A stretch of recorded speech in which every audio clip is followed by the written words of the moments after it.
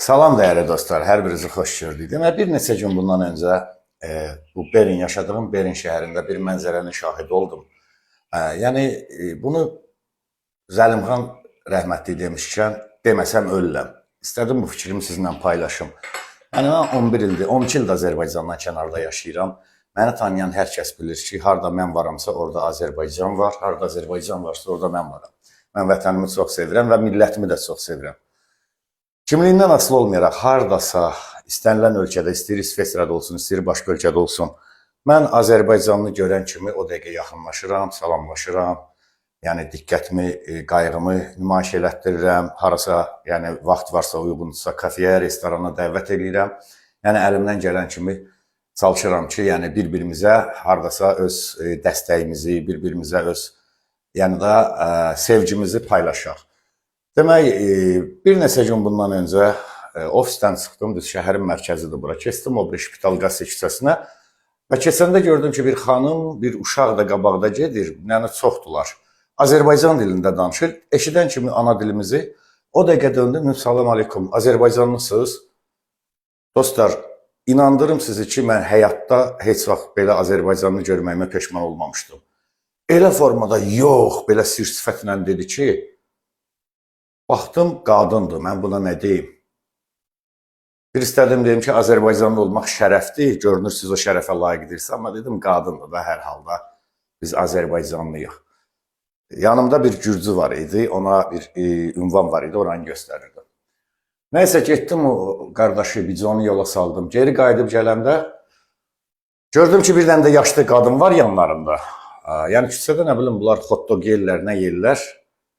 Yəni o qadın da mən görən kimi, bilmirəm indi o nə demişdi, ya bəlkə də məni tanıyırdılar, bəlkə də ola bilsin bu Arifin, bu İsa Lülüşkənbərin süpürgə kooperativindən zatdandılar. Yəni məni izləyənlər bilir ki, mən onların tufağını dağıtmışam.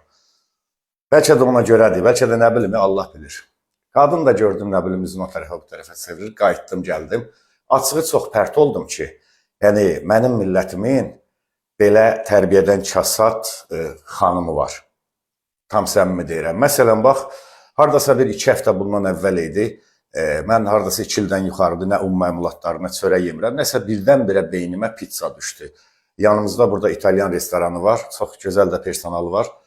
Həmişə keçəndə onlar deyir ki, gəl bir gün pizzaya qonaq eləyək, gəl bir gün pizzaya qonaq eləyək. Mən amma xoşlamıram ki, kimsə məni öz obyektində qonaq eləsin. Nəsə beynimə pizza düşdü. Gəldim orada axşam işdən sonra oturdum.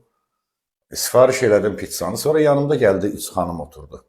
İngilis dilində danışırlar öz aralarında, amma birinin aksentindən tuttum ki, bu Azərbaycanlıdır, bizdəndir. Sonra bu AirPod'u qulağımdan çıxarandan sonra gördüm nəsə Azərbaycan adı çəkilir. İngiliscə soruşdum ki, bəs Azərbaycanlansız dedim, mən də Azərbaycanlanam.